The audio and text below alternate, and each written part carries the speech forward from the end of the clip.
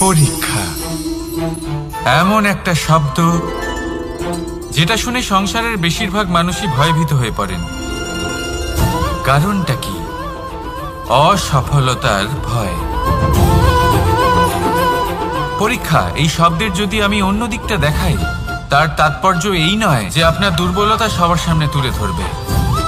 এটা তো হলো সেই যুক্তি যা আপনার বল, সাহস, শক্তিগুলি সবার সম্মুখে তুলে ধরবে। আগে হ্যাঁ, এটাই হলো সেই যুক্তি। আপনি নিজেই কখনো দেখবেন পরীক্ষার সময় আপনার অন্তরের অনেক গুণ বাইরে বেরিয়ে আসে। এমন কোনো শক্তির উদ্ভব হয় যার বিষয়ে আপনি নিজেও জানতেন না, ঠিক কিনা? তাই এই পরীক্ষাকে কখনো ভয় পাবেন না।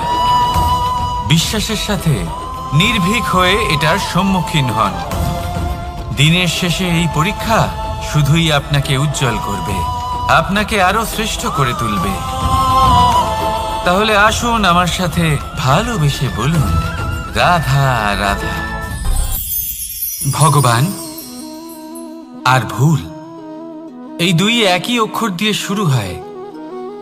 শুধু তাই নয়, এদের দুজনের রাশিও সমান। এবারে আপনারা বলবেন যে ভগবান, ভুল, এদের মধ্যে কিভাবে মিল থাকতে পারে? অনেক বড় মিল আছে।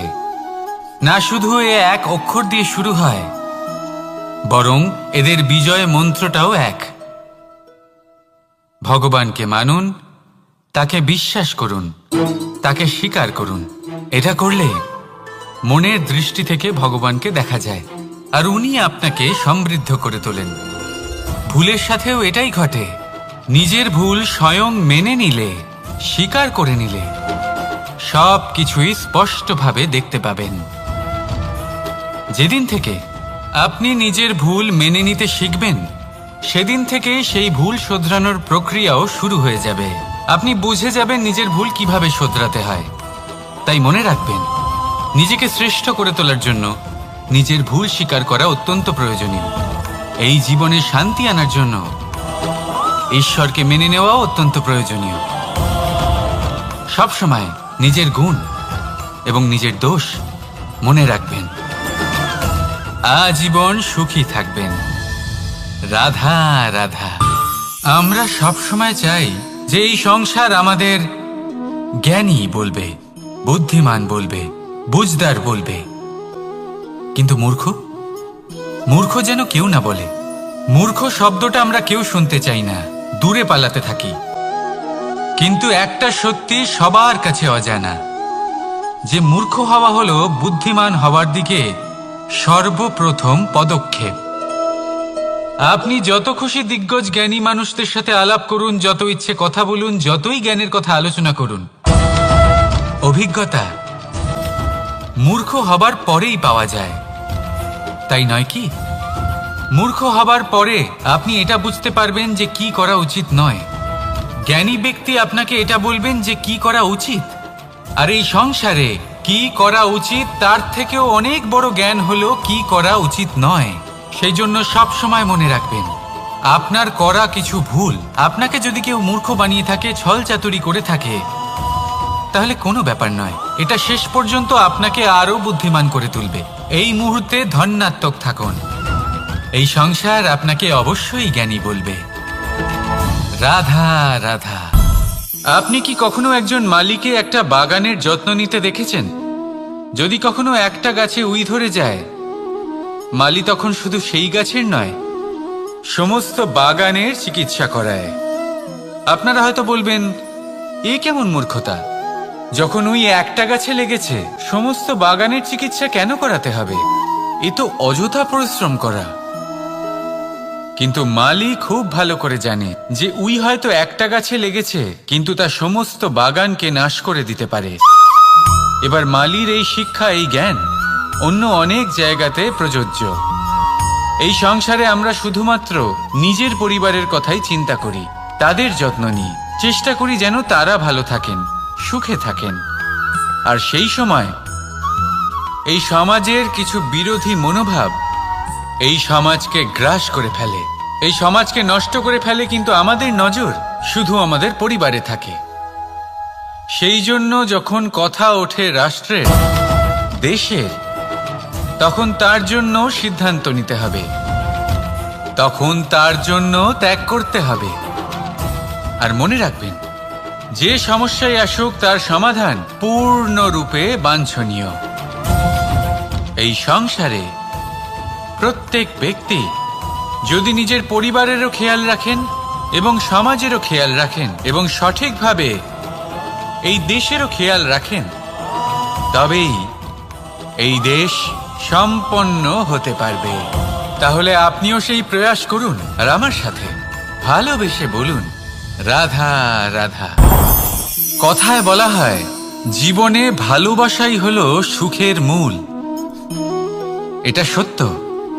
এবার প্রশ্ন হলো এটাই যে এই ভালোবাসা কার সাথে করা উচিত। যদি আপনি কিছুক্ষণের জন্য সুখ পেতে চান, তাহলে ভালোবাসুন নিজের রুচি মতো। যদি আপনি কিছুদিনের জন্য সুখ পেতে চান, ভালোবাসুন নিজের বন্ধুদের।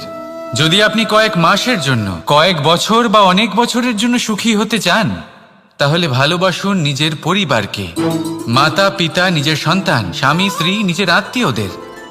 কিন্তু যদি আপনি চিরকালের জন্য সুখী হতে চান, তাহলে ভালোবাসতে হবে শুধু নিজের কর্মগুলিকে।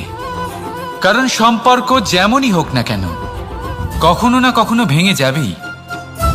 এই সংসার হলো এমনই যে যাদের সঙ্গ আমরা পাই, তাদের সঙ্গ একদিন ত্যাগ করতে হয়। শুধু কর্মই হলো এমন এক সঙ্গ যা কখনো আপনাকে ত্যাগ করবে না। আপনার মৃত্যুর পরেও এই কর্ম আপনাকে বাঁচিয়ে রাখবে। তাই সবসময় মনে রাখবেন, এই কর্ম ধর্ম মনে করে পালন করা উচিত। জীবনের শেষ মুহূর্ত পর্যন্ত কর্মকে ভালোবাসুন। জীবনের শেষ মুহূর্ত পর্যন্ত সুখে থাকবেন। আর আমি তো সবসময় বলি, শুধু কর্ম করতে থাকো, ফলের চিন্তা করো না। তাহলে আসুন আর আমার সাথে ভালোবেসে বলুন, রাধা রাধা। দ্বিধাবোধ। অনেক সময় আমরা জীবনে সেই বাঁকে এসে পৌঁছই যেখানে আমরা বুঝতেই পারি না যে এবার কোন দিক নির্বাচন করা উচিত। কখনো এদিকে যাওয়া উচিত মনে হয়, কখনো ওদিকে যাওয়া উচিত মনে হয়, কখনো দুদিকেই যাওয়া প্রয়োজনীয় বলে মনে হয়, কিন্তু তা তো সম্ভব নয়। কখনো কখনো এটা মনে হয় যে এখানেই থেমে যাওয়া ভালো, কোথাও না যাওয়াই শ্রেয়। এবার একেই তো দ্বিধাবোধ বলে। সংসারে এমন কোনো দ্বিধা নেই যার সমাধান সম্ভব নয়। এই দ্বিধাবোধ স্বাভাবিক। আর আপনার এই দ্বিধাকে আমি একটু সরল করে দিই। দ্বিধাগ্রস্ত হয়ে নির্বাচন করলে তখন এটা মাথায় নিয়ে করবেন যে আপনার এই নির্বাচনের ফলে এই সংসারের ওপর, এই সমাজের ওপর কি প্রভাব পড়তে পারে। নিজের লাভ ক্ষতির বিষয়ে ভাবা ছেড়ে দিন আর কর্ম করুন সংসারের মঙ্গলের জন্য, আগামী প্রজন্মের মঙ্গলের জন্য। ভাবুন আপনার এই নির্বাচনের জন্য কিভাবে তাদের জীবনের উদ্ধার সম্ভব। কারণ এই ভাবনাই হলো উচিত ভাবনা। কারণ অনেক সময় ওষুধ একটু কড়া মনে হতেই পারে, কিন্তু এই ওষুধই তো রোগ মুক্তি ঘটায়। সেইভাবে আপনাকেও এই দ্বিধার মুহূর্তে কঠিন নির্বাচন করতে হতে পারে। এই কঠিন নির্বাচন জীবনে কঠিন পরিস্থিতিও আনতে পারে, কিন্তু যদি এই নির্বাচন ধর্মসঙ্গত হয়, যদি এর দ্বারা সংসারের মঙ্গল হয়, তাহলে এই নির্বাচনই হলো সঠিক নির্বাচন। আসুন আমার সাথে ভালোবেসে বলুন, রাধা রাধা। মানুষ নানান ধরনের বাসনা পোষণ করেন। তাদের নানান ইচ্ছে থাকে, অভিলাষা থাকে, নানান কামনা করতে থাকেন, স্বপ্ন দেখেন, প্রার্থনা করেন যেন তা সফল হয়, নিজের সম্পন্নতা কামনা করেন, আর শেষে নিরাশ হয়ে যান কারণ এসব কিছুই পান না। আপনাকে একটা ছোট্ট উদাহরণ দিই। জঙ্গলের রাজা কাকে বলা হয়? সিংহকে। এবার যেহেতু সিংহ বনের রাজা, তাই হরিণ তো তার কাছে এসে এটা বলতে পারে না যে আপনি হলেন বনের রাজা, তাই আপনি আমাকে মেরে ফেলুন, আমাকে খেয়ে ফেলুন আর নিজের ক্ষুধা নিবারণ করুন। এমন তো হয় না। সিংহ যতই বনের রাজা হোক, তাকেও পরিশ্রম অবশ্যই করতে হয়, তবেই তার ক্ষুধা নিবারণ হয়। সেইভাবেই আপনার সমস্ত স্বপ্ন, আপনার সমস্ত ইচ্ছে, আপনার সমস্ত অভিলাষা, সমস্ত আকাঙ্ক্ষা পূরণ হবেই, অবশ্যই হবে। পরিশ্রমের দ্বারা। শুধু ভাবলেই হবে না, তাহলে আপনিও জীবনে পরিশ্রম করুন, নিজের সমস্ত স্বপ্ন পূরণ করুন, আর আমার সাথে ভালোবেসে বলুন, রাধা রাধা। আপনি কি কখনো কোনো উঁচু পর্বতের শিখরে পৌঁছতে পেরেছেন? যদি পৌঁছে থাকেন বা যদি আপনি কোনো উঁচু পর্বতের শিখরে যান, তাহলে ভালো করে দেখবেন, আপনি যত উঁচুতে অগ্রসর হতে থাকবেন আস্তে আস্তে সমস্ত বনস্পতি বিলুপ্ত হতে থাকে। তারপরে সমস্ত গাছপালা, পশু পাখি সব বিলুপ্ত হতে থাকে। শেষ পর্যন্ত সেই শিখরে থেকে যায় শুধুমাত্র শান্তি, নীরবতা। আমাদের মানুষের সাথেও এটাই হয়। মানুষ যখন আত্মবিকাশের পথে অগ্রসর হতে থাকে এবং নিজের জীবনের শিখরে পৌঁছতে চায়, তখন তার একা থাকা অত্যন্ত প্রয়োজনীয় হয়। আর তাকে তখন ত্যাগ করতে হয় নিজের সুখ স্বাচ্ছন্দ্য, নিজের সম্পত্তি, নিজের সমৃদ্ধি, নিজের সৌন্দর্য। দেখুন, জীবনের শিখরে পৌঁছনো একেবারেই সহজ কাজ নয়। এ হলো অত্যন্ত দুর্গম এক পথ, কিন্তু যদি আপনি সেখানে পৌঁছতে চান, তাহলে আপনাকে